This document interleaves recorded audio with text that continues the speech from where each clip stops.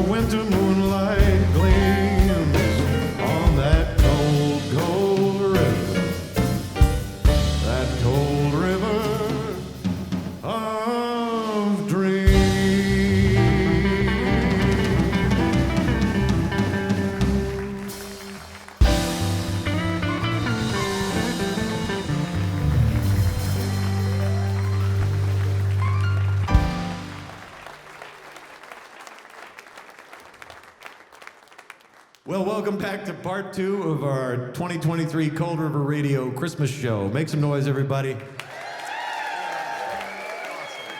Thank you. Hey, let's hear it for 93.5 WMWV, our home station. Want to thank once again the Wildcat Inn and Tavern in Jackson, New Hampshire, and E.G. Chandler Incorporated, property service, property maintenance, landscaping, property management, serving the valley for over 18 years. Thank you very much, E.G. Chandler Incorporated. Yeah. So don't forget to like us on Facebook, subscribe to our new award-winning YouTube channel, YouTube at Cold River Radio Show, and help us get that subscriber base up. That really helps a lot.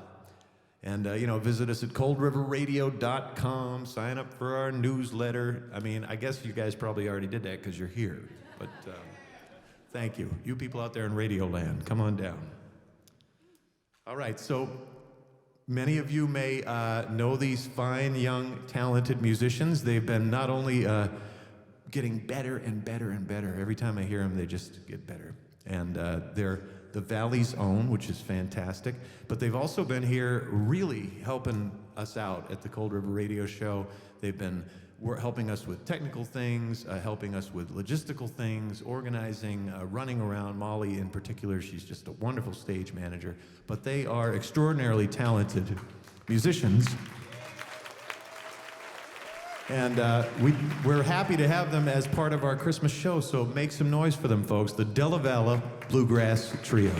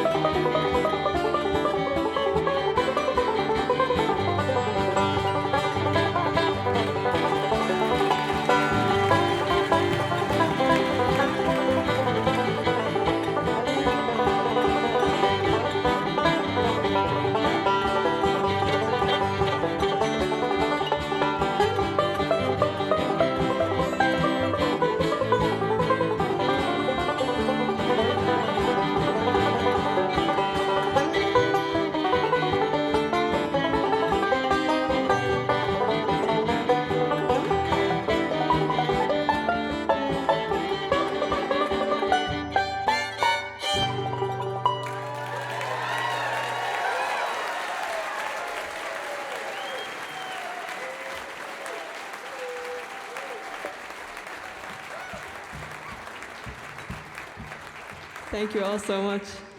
I'm very happy to see a lot of familiar faces out in the crowd, but for those of you who don't know us, my name is Molly, and these are my brothers, Joseph and John. Hello.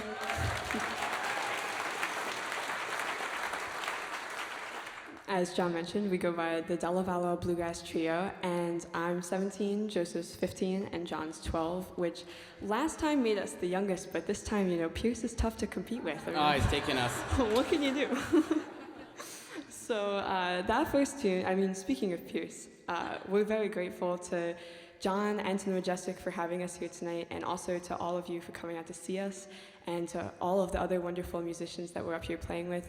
We would be here just to see them, even not to play. It's just a wonderful show. So thank you all so much. Thank you, guys. That first tune was called Boulder Dash by Bela Fleck off of his recent album, My Bluegrass Heart. And as you heard, it's quick and it's complicated, and when he was writing it, he started out looking to write a very simple, like traditional bluegrass tune, and like a lot of things, it kind of got more complicated as he went, which I think kind of represents to us a lot of what our daily life is like. It's busy, you're running around, sometimes things get more complicated than you thought. And what's really nice about the holiday season that I was thinking about last night, we had the wonderful opportunity of sitting in your very seats and watching the Heather Pearson trio perform Charlie Brown Christmas, which was just fantastic. If you haven't seen that trio, they're just amazing. But I was sitting there thinking a lot like what John said at the beginning of the show about how nice it is to just have a moment to sit and think and be with family and friends. And Heather and Craig, Mr. Craig, her drummer, are both longtime teachers of Joseph and I, and it was just so nice to have that pause from our daily routine. So this next song, we hope, kind of captures that spirit, which is what really the holiday season, we think, is about. We're going to play God Rest You Merry Gentlemen, and if you know the lyrics, you're totally welcome to sing along with us. Can you see?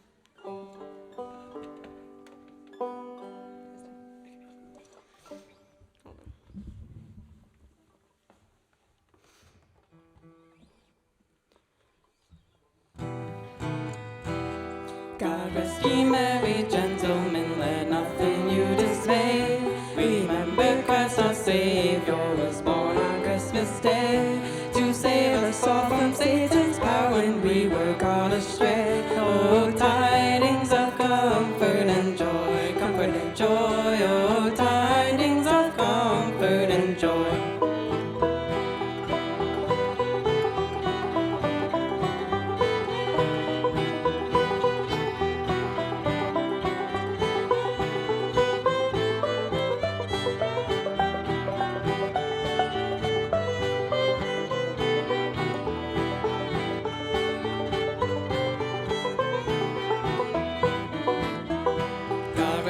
Merry gentlemen, let nothing you dismay. Remember Christ our Savior was born on Christmas Day, to save us all from Satan's power when we were gone astray. Oh, tidings of comfort and joy, comfort and joy. Oh, tidings of comfort and joy.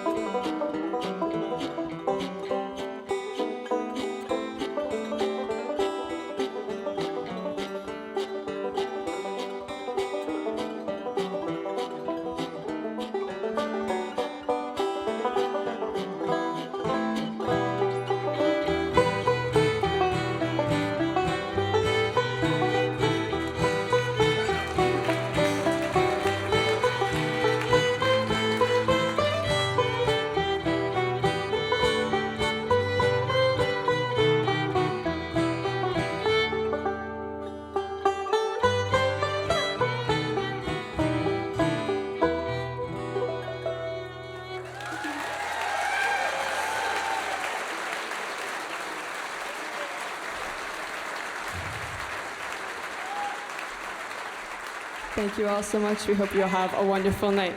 Thank you.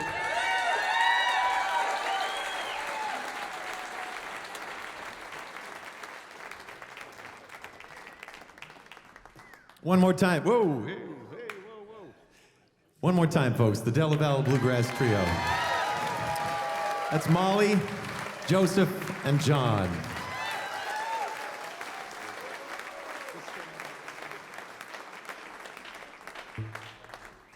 So I've brought this young man out here again to announce the official winner of the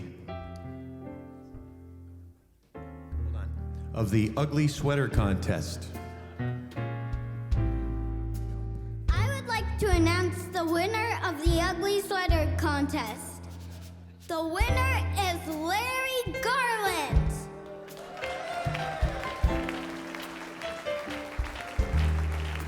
A well-deserved victory, Larry. Larry's got the ugliest sweater, and he's got a hat that matches. I think that topped it off. So Larry, Pierce is gonna run around, and we'll leave your prize with Laura Cummings at the White Birch Books table. And I'll give that to you, young man. Thank you, thank you. Give it to Wait, I don't know, where is he? Are you out there, Larry? There he is over there. Sure.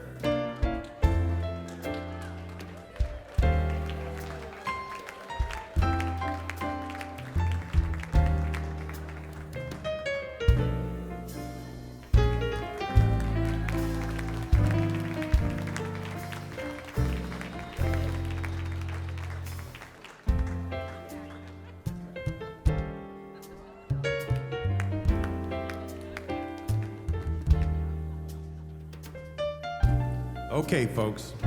I'm guessing that there's a fair number of people who know what's going to happen next. And now it's time for...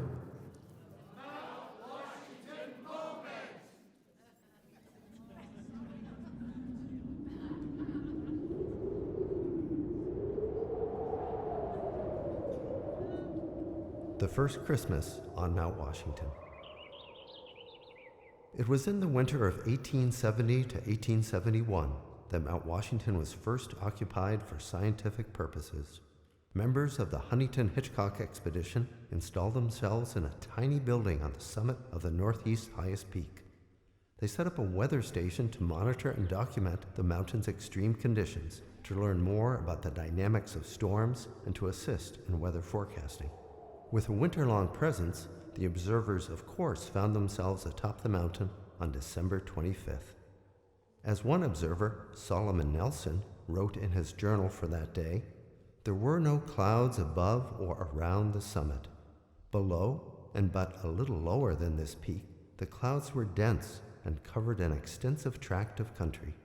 Through the less dense portion of the lighter clouds, the sun's rays gave a peculiar rose tint, extremely beautiful in effect. This was my first cloud view, and it was a treat beyond expectation. Mr. Kimball devoted himself to the task of getting up a dinner worthy of the day. His efforts were entirely successful, and as the highest compliment we could pay him, we did full justice to the repast. The bill of fare embraced roast lamb, onions, canned peaches, cornstarch pudding, and sauces. It was not a bad dinner to sit down to on Mount Washington on Christmas Day. That was the first Christmas on Mount Washington more than 150 years ago. Tonight's Mount Washington moment was brought to you by E.G. Chandler Incorporated, serving the Mount Washington Valley for over 18 years.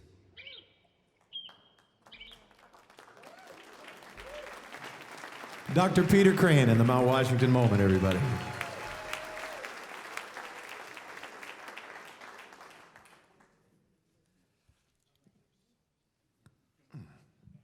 Our next guest's contributions to the artistic and literary world spanned a career of more than 50 years and over 200 books.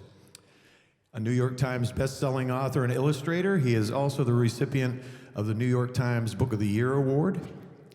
His work has been cherished for generations for his meaningful, heartwarming stories, accompanied by the adventurous scenes and characters he brings to life with his unique and beautiful illustrations.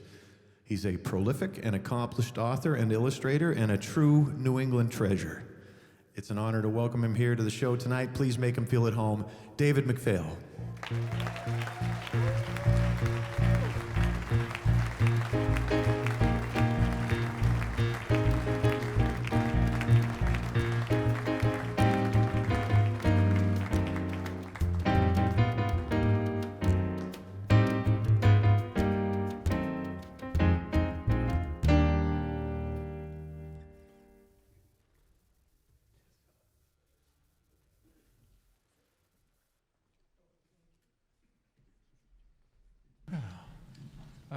I would like to say I've been in the green room.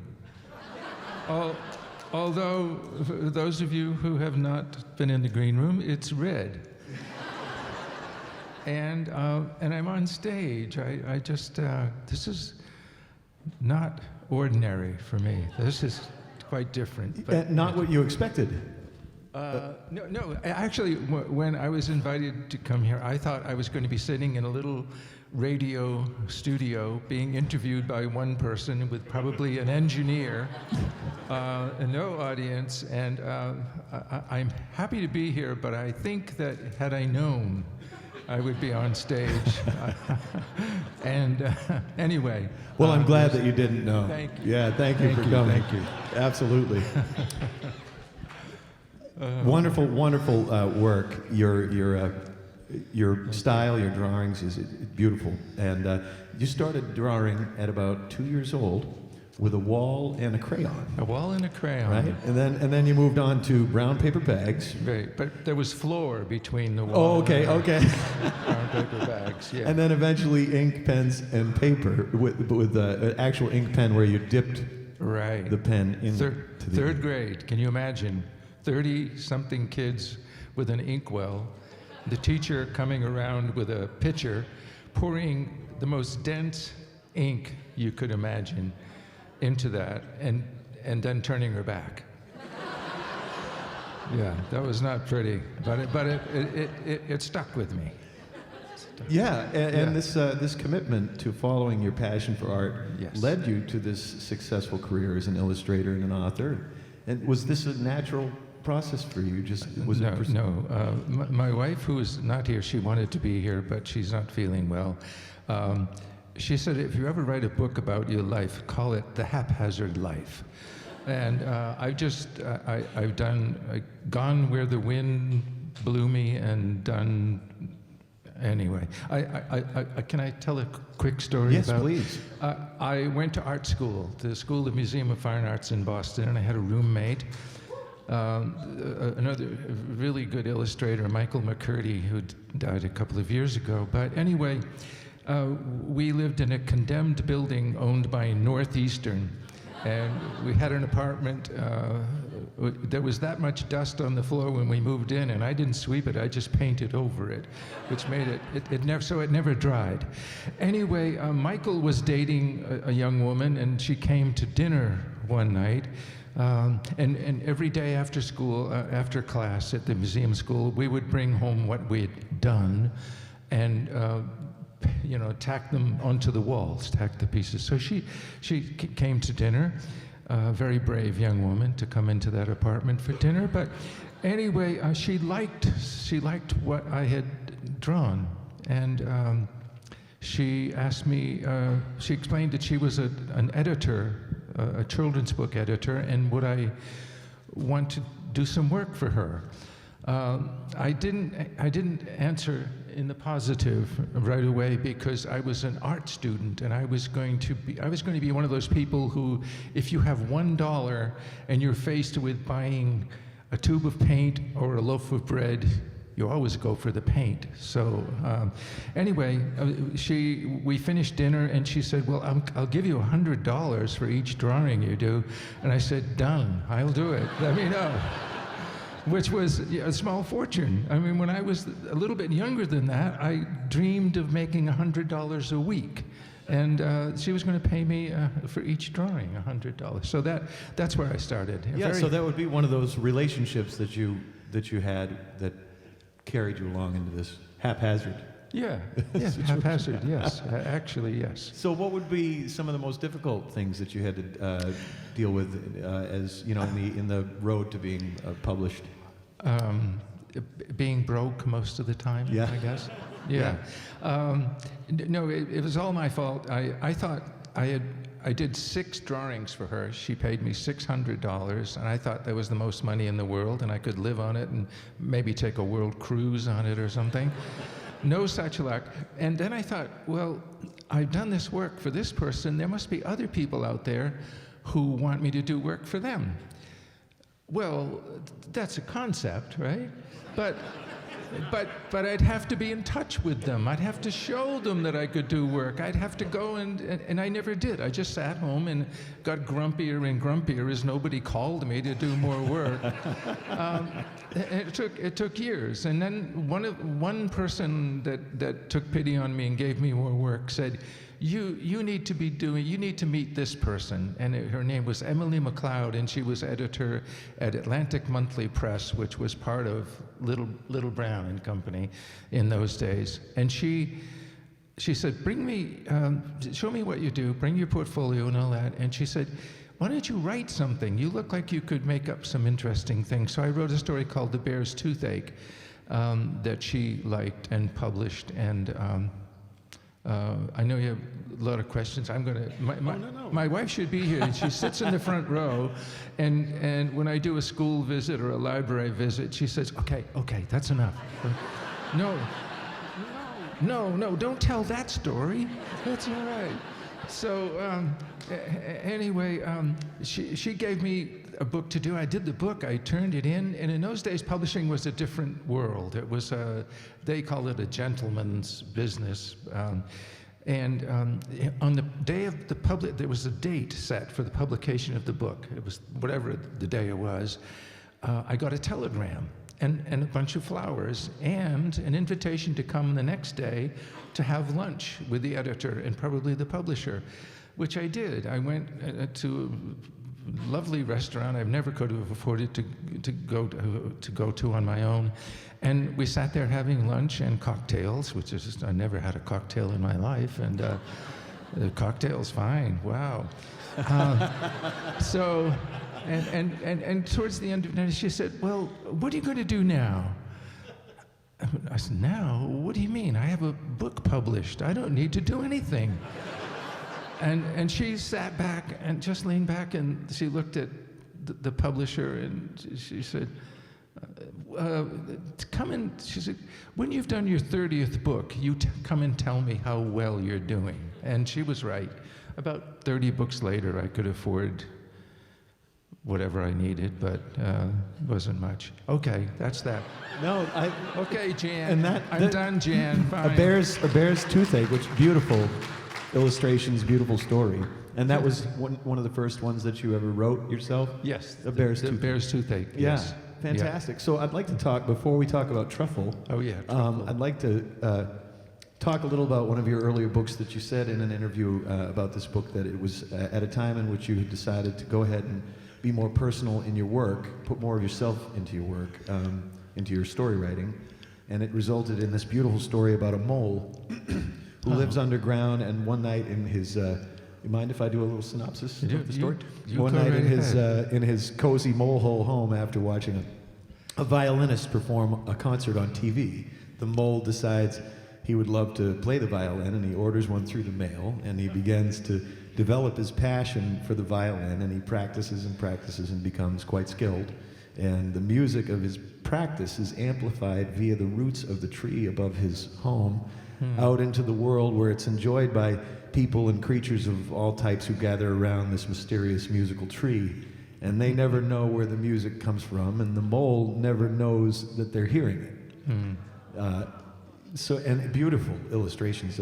And your work as an artist with his pencils and papers followed that same development in a way, from passion to realization. And I wanted to know a little bit more about that. Do you have your audience in mind when you create art, or do you imagine the work as being seen when you're creating it? I don't. I heard recently, I think I was watching a documentary, a writer, maybe John Le Carré, who said that a lot of what he writes about, even though he wrote, he's no longer with us, but spy novels, really great things, they come from his childhood, from things that happened in his childhood, that he amplifies or, twists or tweaks to fit.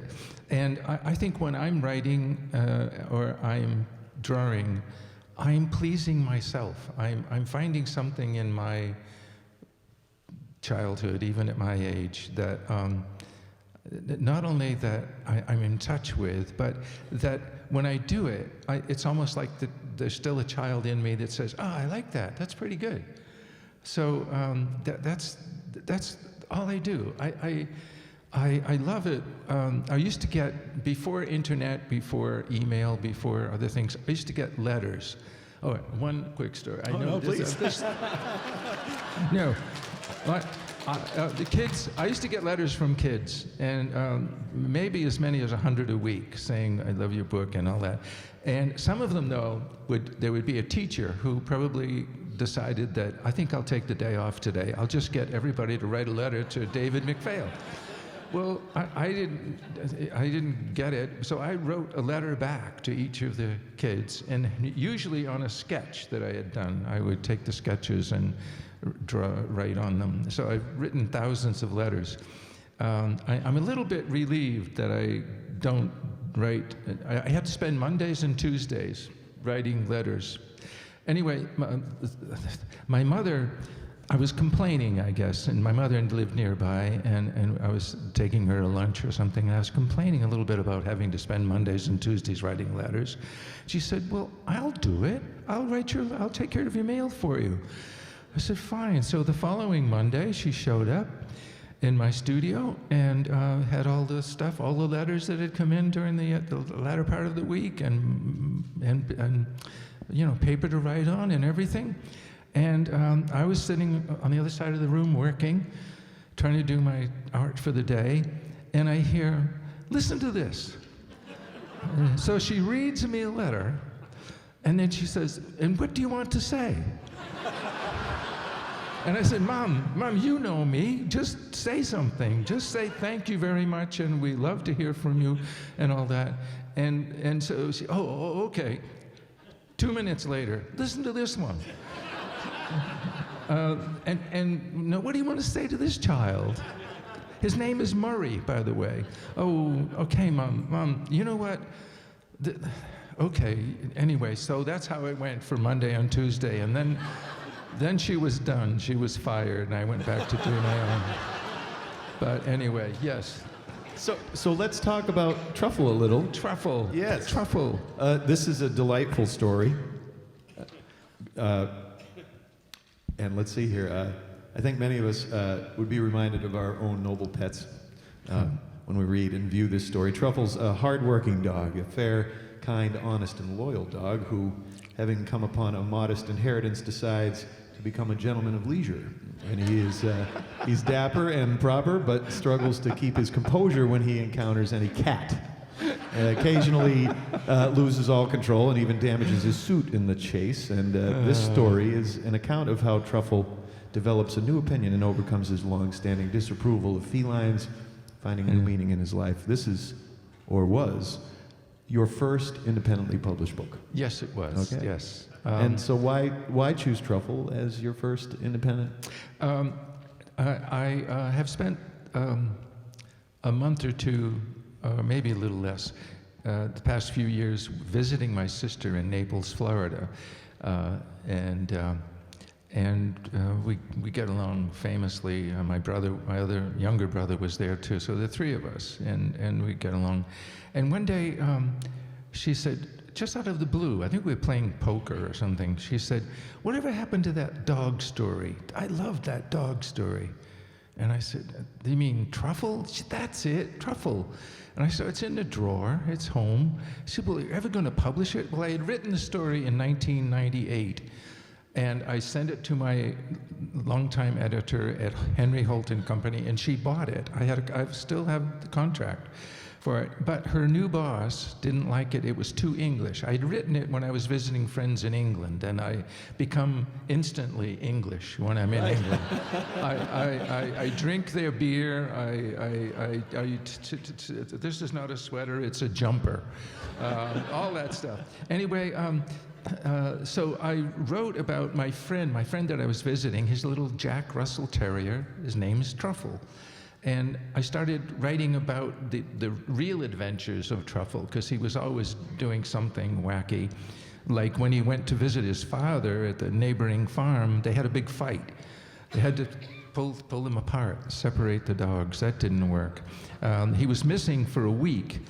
And I wasn't staying with my friends. I was staying at a little cottage down in the village. And so my friends and I were walking to the cottage. I was going to cook them a meal. They'd supplied meals for me all week, and there was their dog. I mean, there was their dog right there, And so the landlady said, oh yeah, he came down, he went through the cat door, and he made himself to home, and he's been here all week. I didn't know he was your dog. And that's Truffle. So I started making up stories, and anyway, I decided after my sister said, what about that story? I got it out, I read it, I started doing illustrations for it. I already had a few. And then I decided if nobody wants to publish it, all my editors think I'm either dead or feeble or something. So I said I'll publish it myself, and here it is. But frankly, if I were to go back, I've had the easiest life in the world. I go to a coffee shop, I write a silly story, I come back to my house, I sit at the desk and draw pictures. And that's it. I've never been in business. I don't know what business is about. It's insane. I haven't drawn a picture in a year and a half since I started doing that. So since I finished the Truffle, and I'm going back to just drawing. So if anybody wants to buy a publishing company, come see me out front out there. Well, that answers my next question about publishing. Yeah. So, but yes, I'm glad that you chose the paint instead of the loaf of bread, because your illustrations are magical. They really are, and your stories are wonderful. Absolutely. Yeah. I have to ask you a couple more quick questions. Okay. Vince Plot, who has been working with me since the beginning on the Cold River Radio Show, helps introduce us to authors such as yourselves. And so he's submitted a question here. It says, you're now in your early 80s. You've been involved in hundreds of books with a career spanning many decades. That's a lot of experiences. How do these experiences inspire your current books? Boy, who gave that question? Yeah, it was Vince. It was Vince. You can talk to him after the show if you want. No, that was nasty. It's too late. I'm not even sure what you asked me. I mean, 200 and something books. Part of the time it was a labor of love. Part of the time it was my job. I can draw. People ask me to draw, they pay me to draw, but I try not to forget that it's my heart and soul are in most of these things. And one editor, there's always an editor, there's a rule, you probably know the rule, she who has the gold makes the rules, that's the rule. So sometimes an editor will say, this picture isn't working, or this, what do you mean? There was one book I did that had the word extraordinaire in it. She said, you can't put a word like that in a children's book. And I said, read some Beatrix Potter and find out about what words fit. Anyway, so it's in the book. That's in the book. But we were fighting about something else, and then she slammed the table and she said, McPhail, you know what my job is?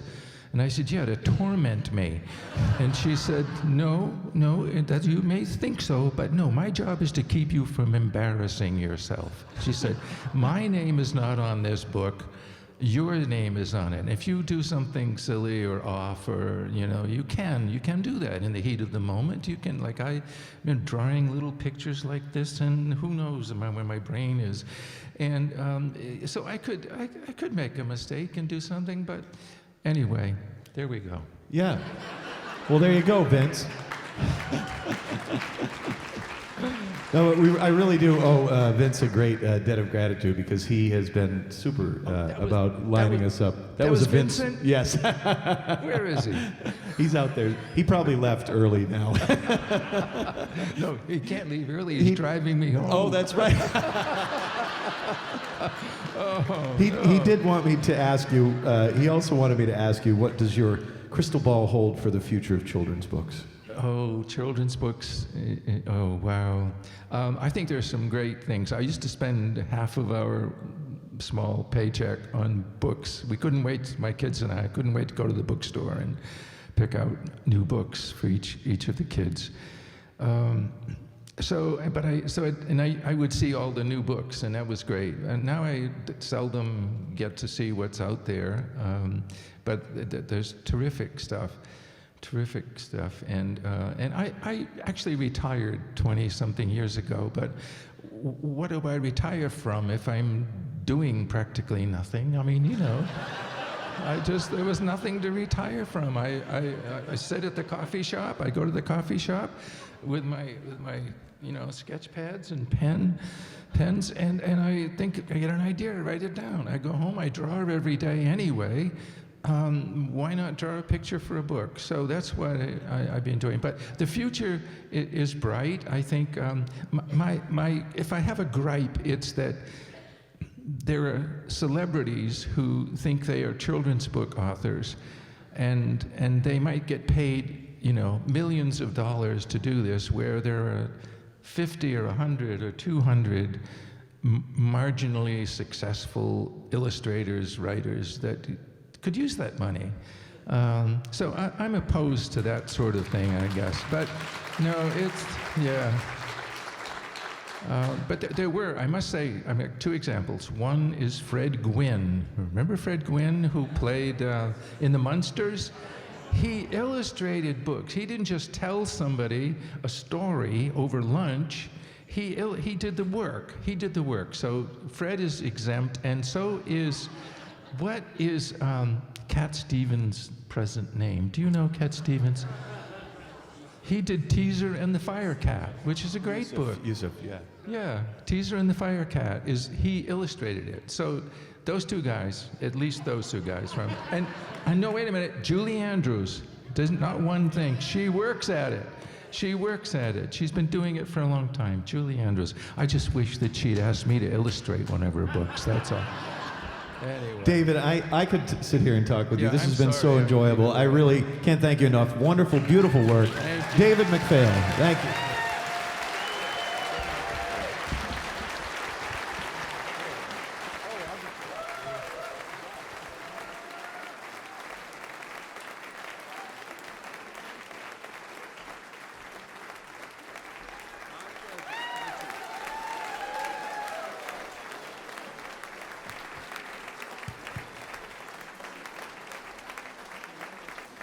Lovely man, just as lovely as his work. It's a huge body of work, and this is a delightful story, but there are so many of them from him. One more time, folks, David McPhail. Thank you.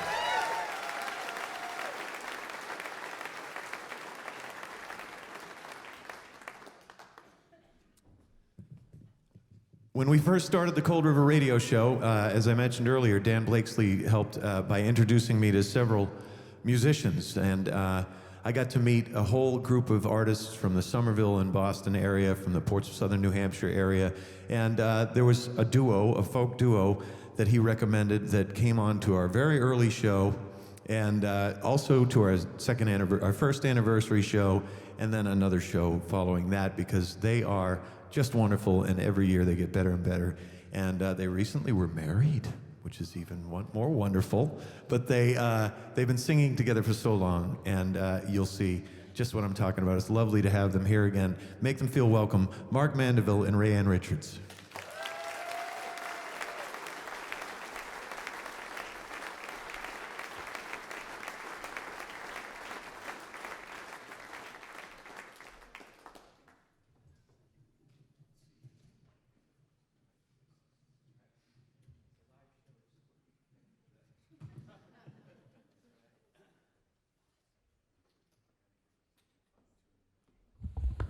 That conversation backstage, John, about this being live.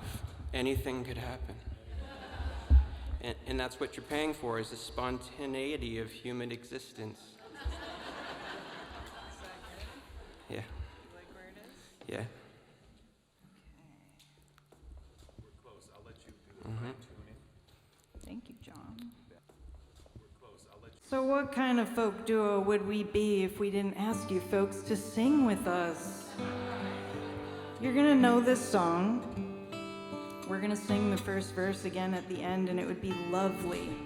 I would absolutely love it. I don't care how terrible you think you sound. I want you to sing with us, with all of us.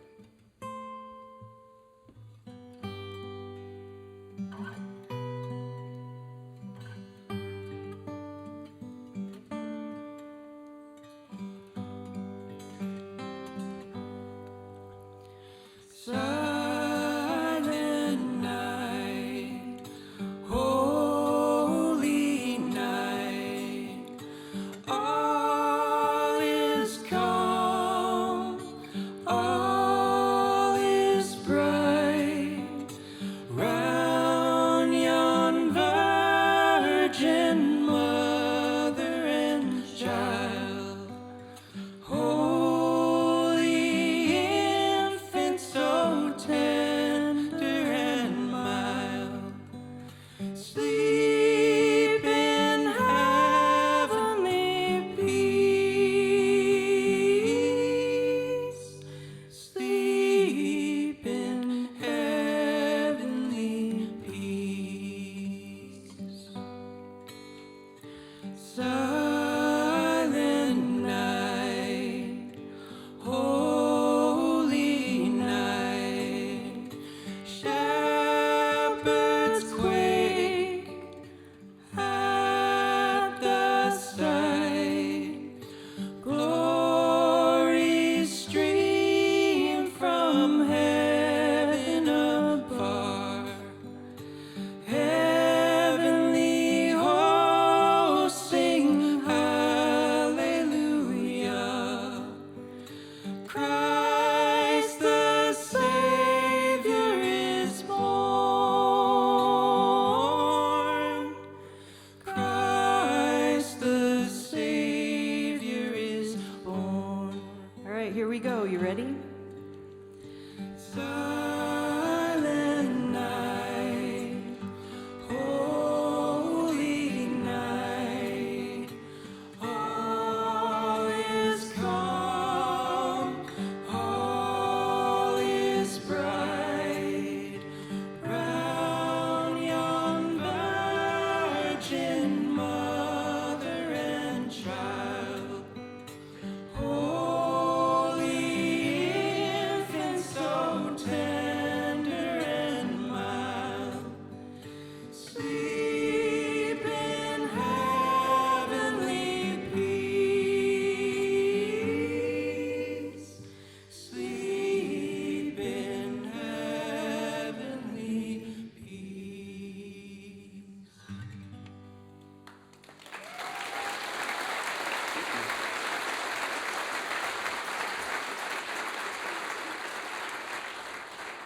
I want a big round of applause for John Sarty and everyone who puts together the Cold River Radio Show.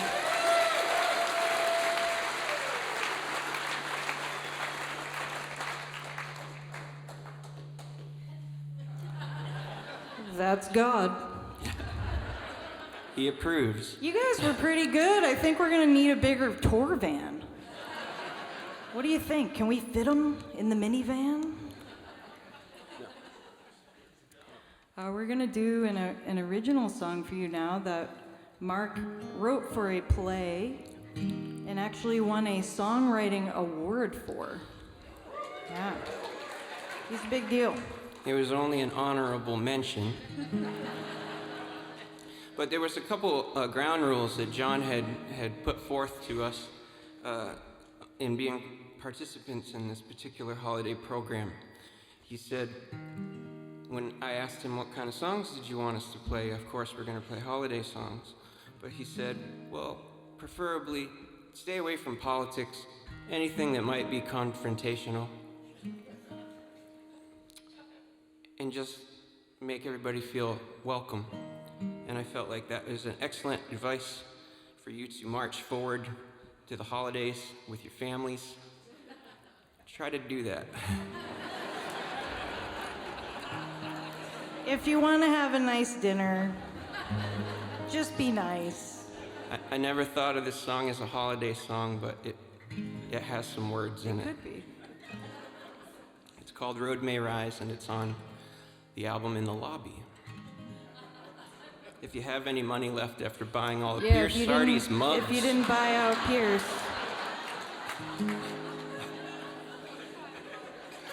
He really soaked y'all. Yeah. He's his father's son for sure. He's a good kid. All right. You ready?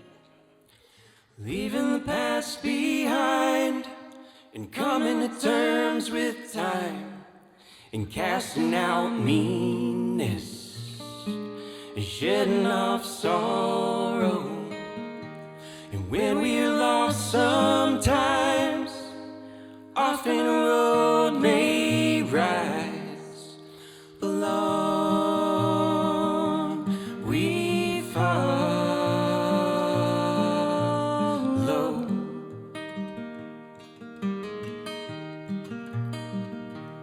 They say life is but a circle, around and round we go. Some of us are running away from any ghosts, while some of us are standing still, frozen by the thought that moving on would change us in a way we wouldn't want. Would we forget about our loved ones and snuff out all the flames, bury all our memories and hang our heads in shame? Would we carry on our shoulders all the burdens and the blames and continue round our circles till the last laps of our days? Alone we follow.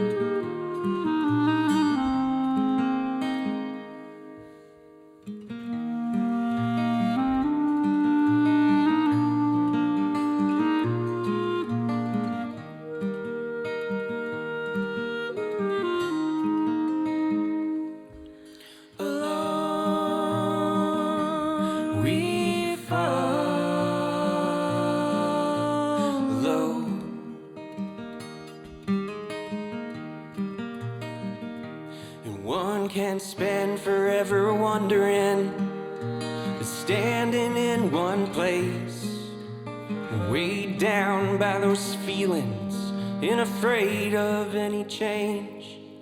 But it only takes a moment, a tiny little spark, and that flame alive again is now a beacon in the dark.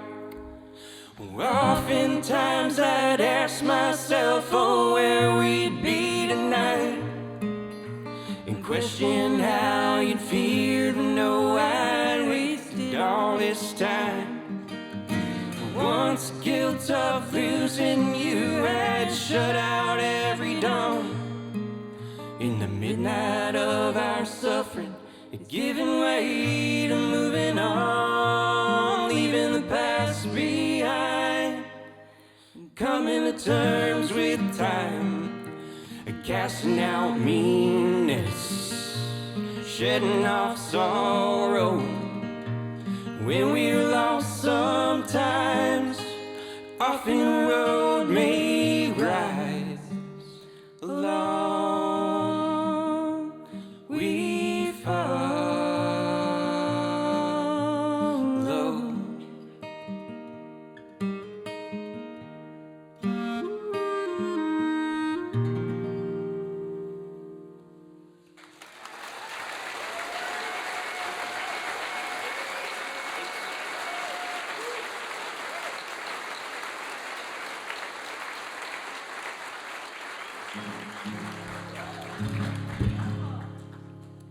We have one more song.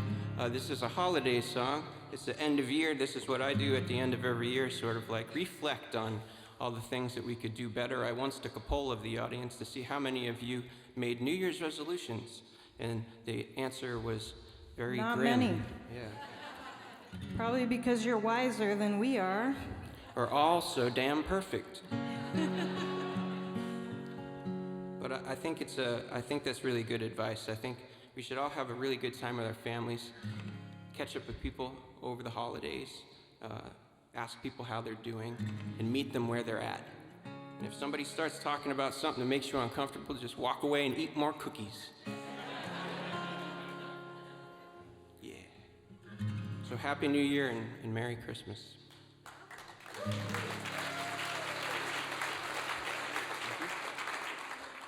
Should old acquaintance be forgot and never brought to mind? Should old acquaintance be forgot and days of old lang syne? For old lang syne, my dear, for old lang syne, we'll take a cup of kindness yet for the days of old lang syne. 'Cause nobody's life is perfect, and you don't know where people are at any given time. And people are a lot of many things. Like John Sarty is the producer of Cold River Radio Show, but he's also a really good dad. He's somebody's son, and he's a husband. I think he's a country and western performer, but don't hold that against him.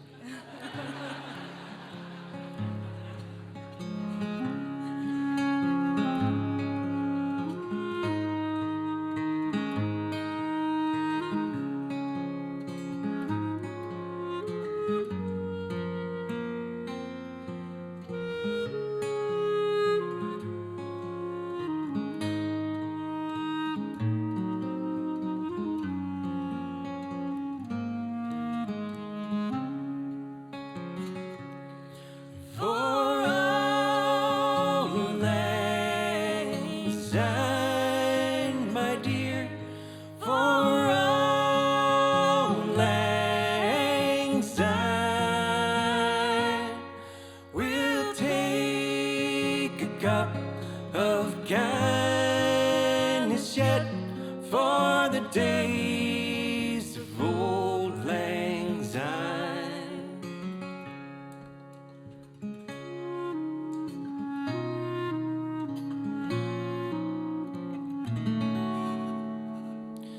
For the days of old lang syne. Thank you.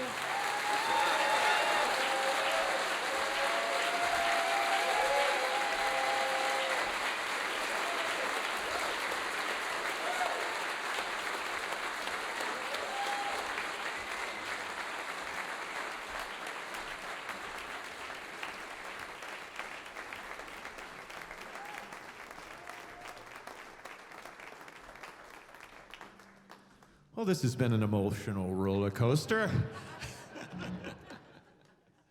My goodness.